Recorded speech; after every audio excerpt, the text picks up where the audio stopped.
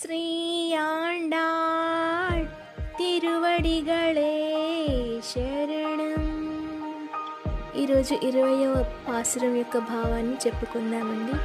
33 కోట్ల దేవతలకు ఏ విధమైన సంకటములు వచ్చినను ముందుగానే అటకపోయి వారిని రక్షించు సమర్థత గల ఓ స్వామి, నిద్రలేచి రమ్ము.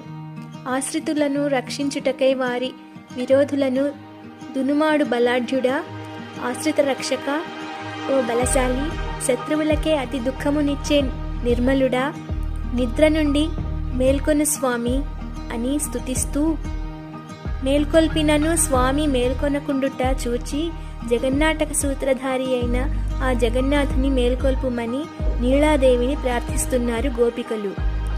బంగారు కలసముల వంటి ప్రవజ్జయమును, దొండపండు వంటి అధరములను, సన్నని నడుమును కది అతిలోక సుందరముగా విరాజిల్లుచున్న నీళాదేవి.